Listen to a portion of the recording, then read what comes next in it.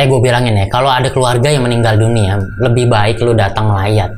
Kalau enggak, takutnya kayak cerita ini nih. Jadi gue dapat cerita kiriman dari seseorang bernama Nisa. Jadi beberapa waktu yang lalu nenek buyutnya Nisa ini meninggal dunia, dan di situ keluarga besar ini pada datang. Cuma nih ada satu orang omnya Nisa yang nggak datang. Katanya dia itu pergi dinas keluar lah. Katanya penting banget nih dinasnya. Kita sebut aja nama omnya ini Om Hanif. Jadi pada saat itu Om Hanif ini lagi lembur sama seorang temennya. Itu udah sekitar jam 2-an lah. Pas lagi lembur, temennya Om Hanif ini izin ke toilet. Dan karena di situ nggak ada toilet, jadi dia keluar nih. Toiletnya ada di luar. Om Hanif saat itu jadi sendirian nih. Pas dia lagi asik-asik lembur, tiba-tiba nih ada suara mendesis gitu, mendesis tapi serem. Terus dia juga ngerasa dari sampingnya itu ada hembusan angin. Padahal jendelanya itu dari belakangnya dia. Di samping sini nggak ada jendela, jadi nggak mungkin ada angin. Dia agak aneh tuh awal-awal. Terus pas lagi kayak gitu, nggak beberapa lama, tiba-tiba dari jendela itu ada yang gedor-gedor, kenceng tuh. Dia kaget, langsung nengok ke jendela ini, jendela yang di belakang dia. Pas nengok ini, dia benar-benar ketakutan. Di situ ada nenek buyutnya yang 2 hari lalu meninggal dunia. Di mana si Om Hanif ini nggak ngelayak. Neneknya ini pakai baju serba putih dan mukanya itu muka marah. "Hanif, kok kamu nggak pulang lihat Mbah? Hanif, kok nggak lihat Mbah?" Gak lama temennya ini balik dan nemuin si Hanif ini udah pingsan. Besok paginya buru-buru tuh si Om Hanif ini pergi ke makam nenek buyutnya, dan di situ dia berdoa dan minta maaf. Oh ya, follow Instagram gue sama subscribe YouTube gue buat cerita-cerita lain yang lebih serem.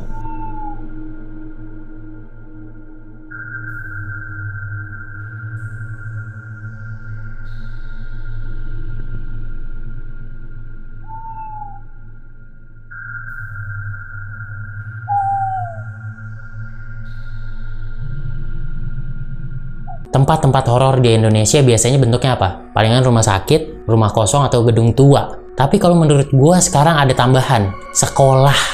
Iya, sekolah. Soalnya kan udah 1 tahun lebih nih sekolah itu kosong. Nggak ada kegiatan murid di siang hari gitu ya. Jadi ada waktu yang lebih lama untuk mereka menguasai sekolah. Oke, jadi cerita horor kali ini gue dapetin dari salah satu followers gua, dan bapaknya ini kerja sebagai penjaga di sekolah. Kita sebut aja nama bapaknya ini adalah Bapak Agus. Bapak Agus ini udah kerja jadi penjaga sekolah itu selama 5 tahun. Dia itu ngejaga di salah satu sekolah negeri di daerah Jakarta Selatan. Sekolahnya ini SMA ya, jadi lu tebak-tebakan dah tuh SMA berapa di Jakarta Selatan. Jadi penjaga sekolah di sekolah itu ada 2 nih, Bapak Agus dan temennya. Selama kerja 5 tahun sebagai penjaga sekolah di sana, udah lumayan wajar lah dia dapetin gangguan-gangguan ketika lagi jaga malam. Palingan gangguannya itu suara-suara gitu ya, benda-benda yang pindah sendiri. Pak Agus sudah biasa nih sama yang kayak gitu-gitu. Tapi kejadian yang mau gue ceritain ini adalah kejadian yang bikin Bapak Agus ini berhenti jadi penjaga sekolah. Jadi ceritanya 3 bulan yang lalu, temennya Pak Agus ini izin nggak masuk. Jadilah Pak Agus ini gantiin dia buat jaga malam. Pak Agus datang kayak biasa tuh, dia datang sekitar jam 5:30 sore. Nah ini nih kebiasaan Pak Agus kalau lagi jaga malam. Pas dia datang ke sekolah, dia langsung keliling sekolah buat ngecek. Dan nanti sekitar jam 8 dia keliling lagi buat ngecek terakhir kali. Jadi tengah malam dia nggak akan keliling sekolah buat ngecek kalau benar-benar nggak ada sesuatu yang benar-benar mencurigakan. Nah ceritanya setelah dia keliling untuk yang kedua kalinya, dia nggak nemuin sesuatu hal yang mencurigakan. Tapi sekitar jam 9 malam dari dalam sekolah itu kedengeran nih mulai suara benda-benda bergerak. Pak Agus ngediemin aja tuh karena udah biasa kan ya. Palingan 10 menit juga berhenti tuh suara-suara itu. Tapi kali ini udah 30 menit suara-suara itu nggak berhenti juga. Pak Agus mulai bingung tuh dia mau ngecek atau enggak. Tapi karena ini udah terlalu lama suaranya, dia akhirnya ngecek tuh. Pas dicari sumber suaranya itu dari mana, ternyata itu dari lantai 2 dari kelas yang paling pojok. Perlahan Pak Agus itu datengin kelas itu, buka pintunya, dan bener aja meja dan bangku-bangku di situ udah berantakan. Tapi nggak ada sesuatu. Begitu Pak Agus tutup pintu dan dia balik badan, di kelas seberang itu ada sosok perempuan.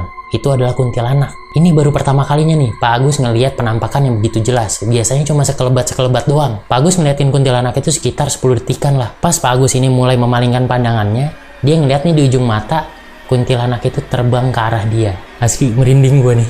Begitu kuntilanak lagi terbang, dia kan ngeliat ke sana ya, ke samping. Ternyata di sana juga dia lagi ditungguin sama satu sosok nenek-nenek. Asli Pak Agus panik banget tuh. dari sini ada kuntilanak, tapi di sininya tuh ada nenek-nenek. Karena ketakutan kan ya dikejar sama kuntilanak, Pak Agus ini nunduk terus lari ke arah nenek-nenek itu. Pas dia sambil nunduk gitu lari, set, nenek-nenek itu bisa ditembus sama Pak Agus.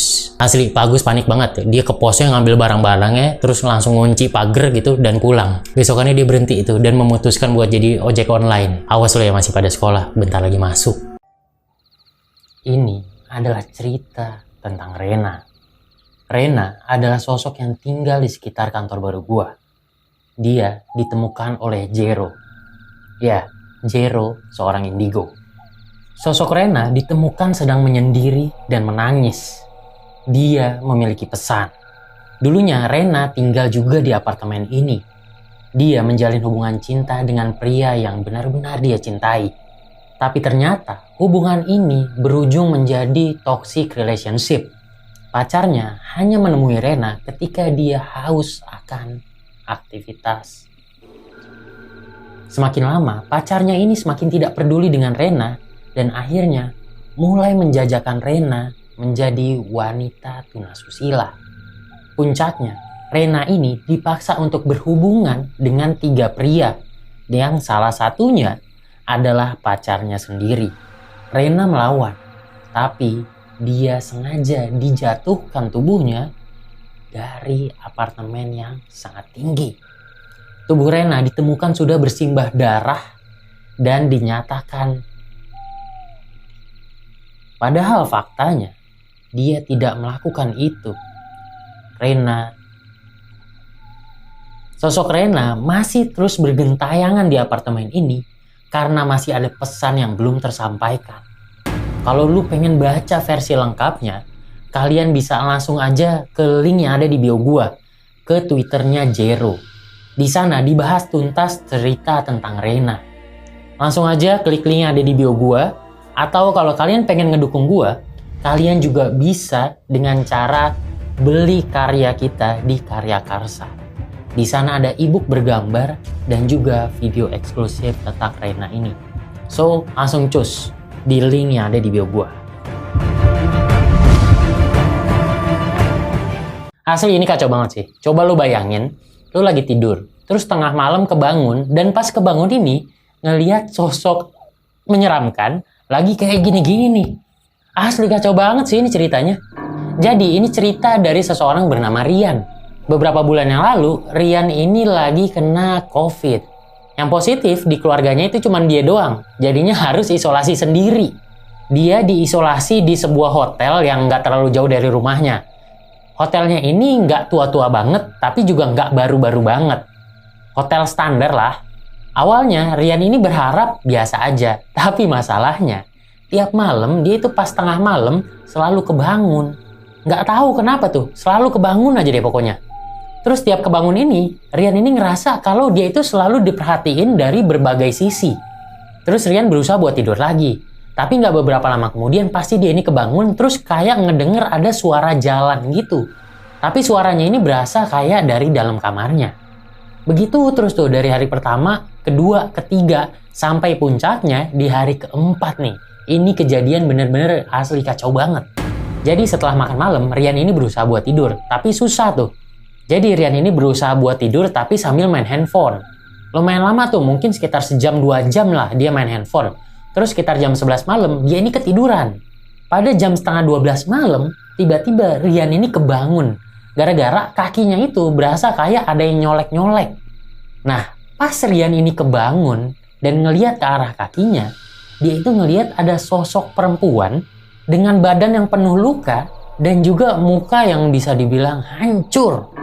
Yang lebih seremnya lagi, si sosoknya ini tuh gerak-gerak kayak gini. Sambil terus jalan ke arah Rian.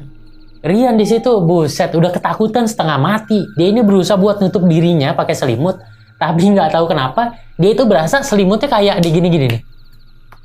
Itu. Di situ Rian ini mulai mikir, wah ini gila, serem banget nih.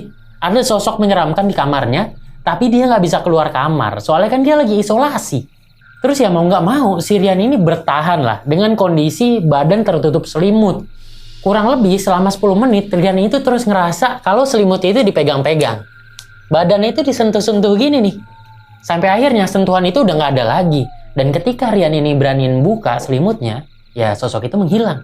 Tapi nih setiap malam banget, setiap tengah malam, Rian pasti kebangun selama dia itu masih isolasi di hotel tersebut.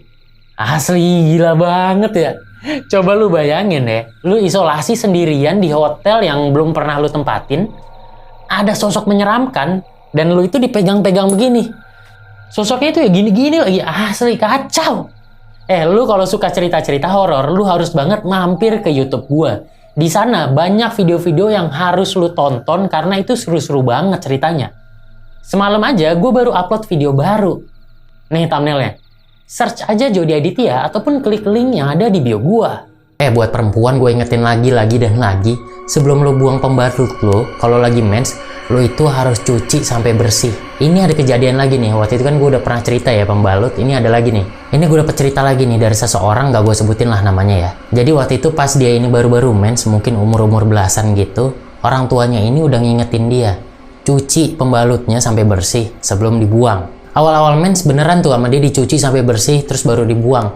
Tapi ternyata karena males, beberapa bulan kemudian, dia itu udah gak pernah cuci lagi tuh. Akhirnya pembalut itu cuma ditaruh di WC doang. Akhirnya maknya masuk ke WC, marah-marah lah maknya karena bau amis kemana-mana. Udah dibilangin, awas kamu kalau jorok terus, nanti bakal ngerasain akibatnya.